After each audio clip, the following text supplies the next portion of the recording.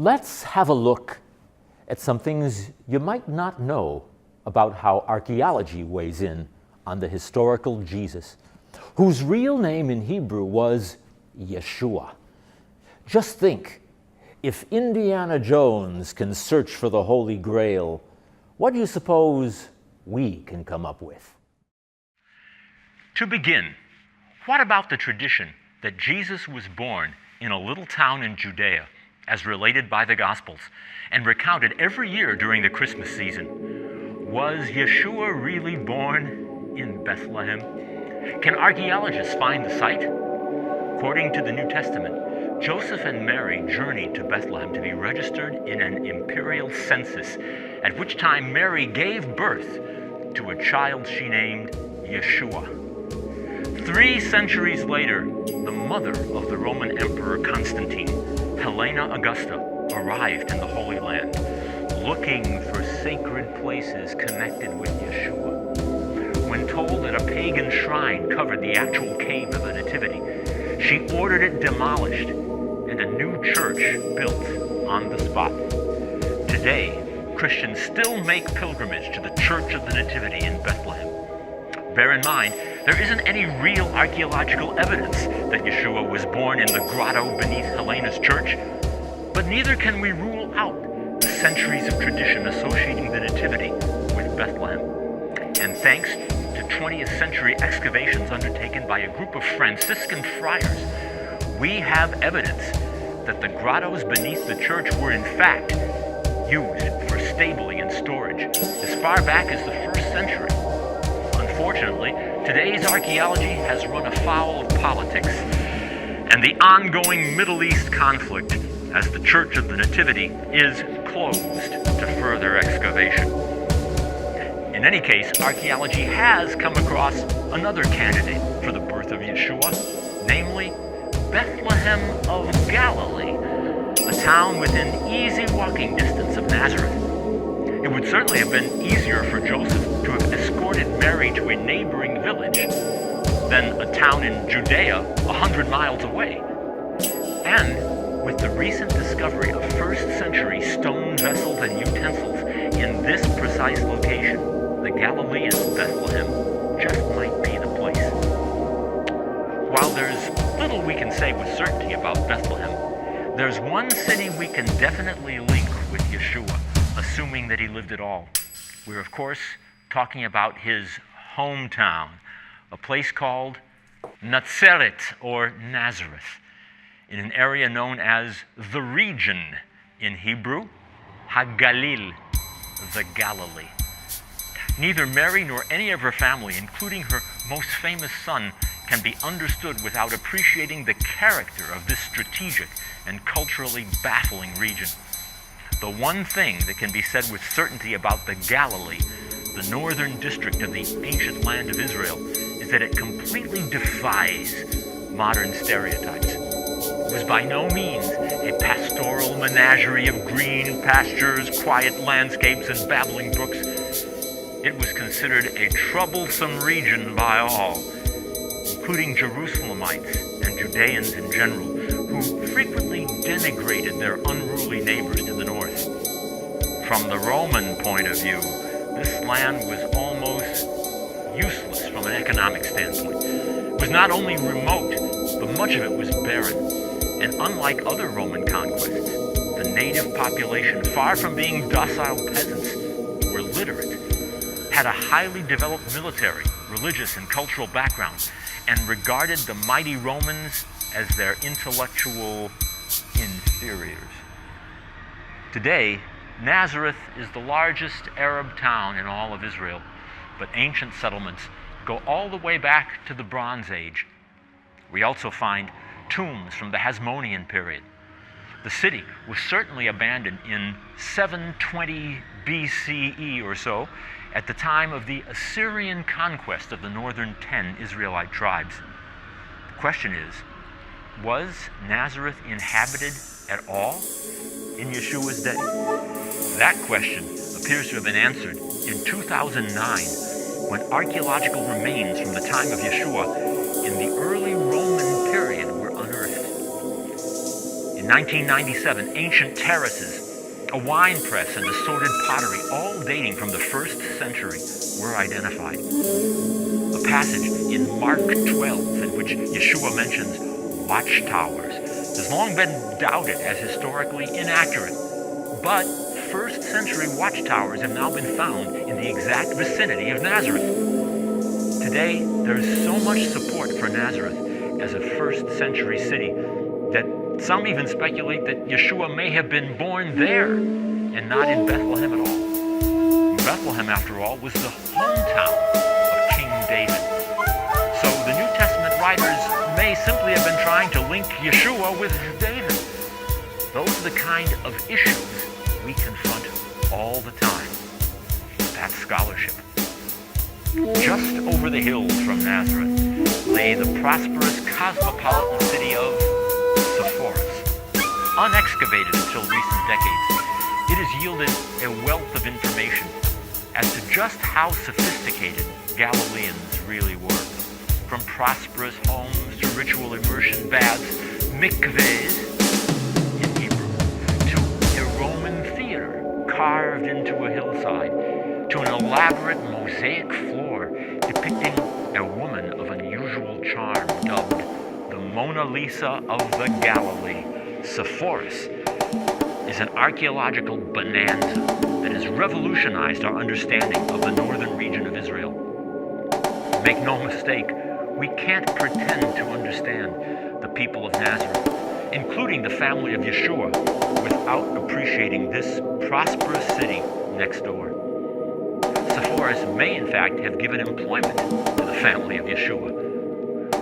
Were they all carpenters, as the gospel have led many to believe? Perhaps so. Though the Hebrew word for carpenter, nagar, actually means joiner, and could equally refer to one who cut and joined limestone ashlars, like those used in nearby Sepphoris. Many Nazarenes may have commuted on a regular basis to Sepphoris to earn their sustenance. But far from living in pastoral tranquility, Joseph and family had to put up with the cold reality of what the Galilee was becoming, a land smarting under the harshness of direct Roman rule and brimming with increasing numbers of zealots. Another town mentioned in the Gospels as a place frequented by Yeshua is called Bethsaida, long considered lost to history. Back in 1838, famed archaeologist and father of biblical archaeology, Edward Robinson, excavated a site known as Et Tel, about 1.5 miles from the Sea of Galilee. First century ruins were identified, and everything seemed consistent with the New Testament account, except for one detail. It was supposed to be located on the shore of the lake, not inland. The problem was resolved when it was discovered that the shoreline of the Sea of Galilee had actually shifted over the past 2 millennia. Back in the days of Yeshua, Et Tel would in fact have been on the shoreline. Then there's the so-called Jesus boat, an ancient craft discovered in 1986 when 2 brothers from an Israeli kibbutz noticed some wood protruding from the mud during an extended drought. An amazing preservation effort was launched to retrieve the boat from the muddy shoreline and eventually bring it to a museum. It belongs in a museum. It was made of cedar with mortise and tenon joints, meaning that it could be dated without question to the 1st century. Could easily have held 13 passengers, and some have hailed it as a craft that Yeshua might have sailed in. Such a conclusion will never be possible to verify, of course, but at least it's consistent with certain details in the Gospels about Yeshua's contact with Galilean fishermen. Perhaps the most compelling archaeological evidence of the historical Jesus, Yeshua, can be found in the place said to be his headquarters, Kfar Nahum in Hebrew, or Capernaum. Here we have an authentic first-century town that's been remarkably excavated. A century ago, Edward Robinson identified the remains of an ancient synagogue at the site, a synagogue explicitly mentioned in the gospel narratives. Today, we know it's a 4th century synagogue, but if we look carefully, we see that it rests on a basalt foundation.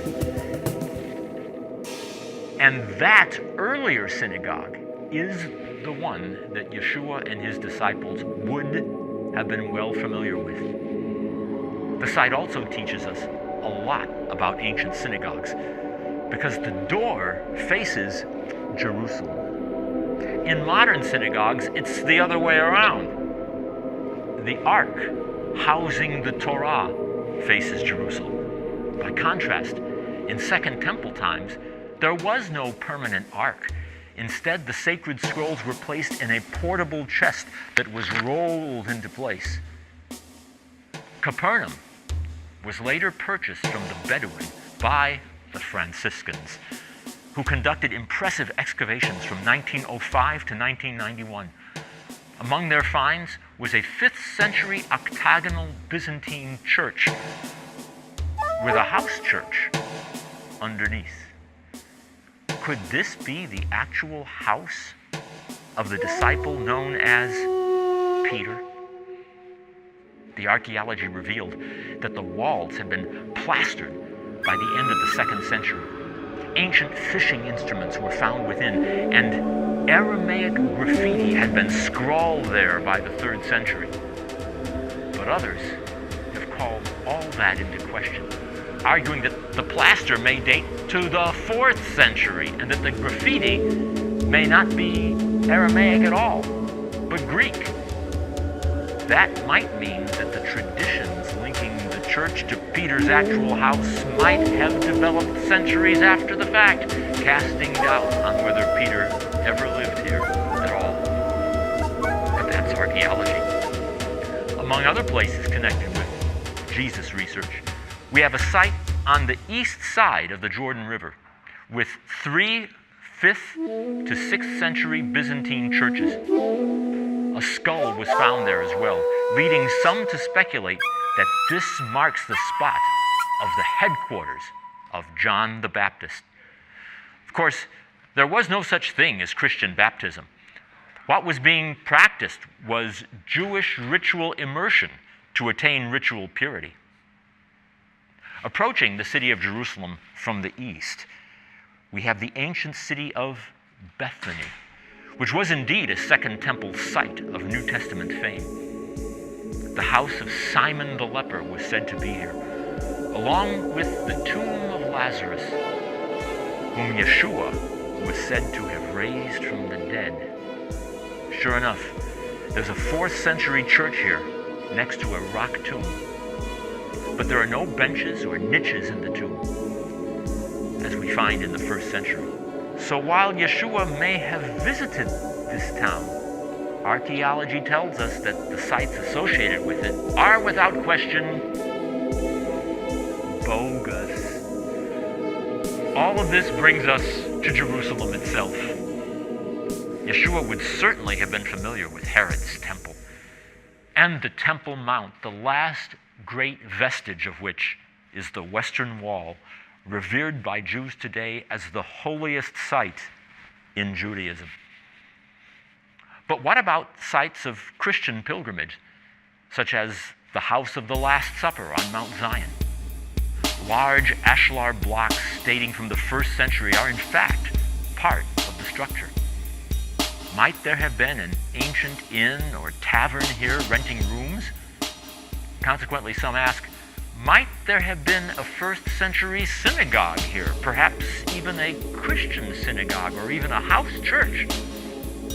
But archaeology tells us that the wall is actually Byzantine, and that ancient Herodian blocks were simply reused in building it.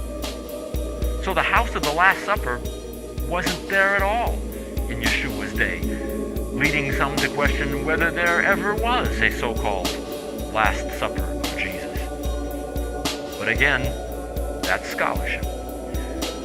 We should also mention such locations as the Garden of Gethsemane, where Yeshua supposedly went on the night he was betrayed. The Synoptic Gospels mention Gethsemane, and the Gospel of John mentions a garden.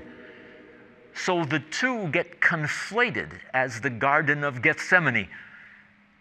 Then there's the so-called House of Caiaphas, the high priest said to have interrogated Yeshua. A church today marks the spot, but it's likely bogus. Another candidate might be a set of ruins near Mount Zion's Church of the Dormition, discovered in the 1970s and bearing frescoes with many images. As for Caiaphas himself, an ossuary discovered in 1990 bears the name Joseph, son of Caiaphas. In it were found 6 sets of bones, possibly including those of Caiaphas himself. It's a major discovery and today resides in the Israel Museum of Jerusalem. It belongs in a museum. And another possible location has to do with the spot on which Pontius Pilate tried Yeshua, the so-called Praetorium. Did this happen in the Antonia Fortress, part of Herod's great Temple Mount complex? That's where pilgrims flock to this day. But there's another location, identified only recently, along the ancient wall of King Herod's palace near Jaffa Gate. The steps remain, and may be the actual place where Yeshua of Nazareth was condemned to be crucified. What about the tomb of Yeshua, considered the holiest site in Christendom and known as the Church of the Holy Sepulchre? Authentic or bogus? Well, the dome is modern, but the pillars are original, dating back to the Emperor Constantine. The early Christian historian Eusebius wrote of the journey of Constantine's mother Helena, then 80 years old, as she searched for Yeshua's tomb. The locals told her that it was beneath a pagan temple to Aphrodite, built by Hadrian, which she promptly had torn down. Helena was said to have found tombs beneath it, and Constantine ordered the church built. It was dedicated in the year 335. An underground chapel commemorates Helena's discovery of the true cross. Certainly bogus. But the tombs are authentically from the 1st century and apparently carved into an area used as a rock quarry in Herod's day. Various tombs are still to be seen in the basement of the church, with the tomb revered as that of Yeshua smack in the center and venerated above all. Is this bogus? Well, we certainly can't be sure that this was Yeshua's tomb, but archaeology bears out that this was definitely the general area. Sometimes archaeology does cast doubt. Other times, it reassures us that we are on solid ground. Archaeologists use the spade and the trowel, but they have no theological axes to grind. The stones we uncover don't tell lies, and we have to come to grips with whatever conclusions they lead us to. And that's the challenge and the beauty of it all.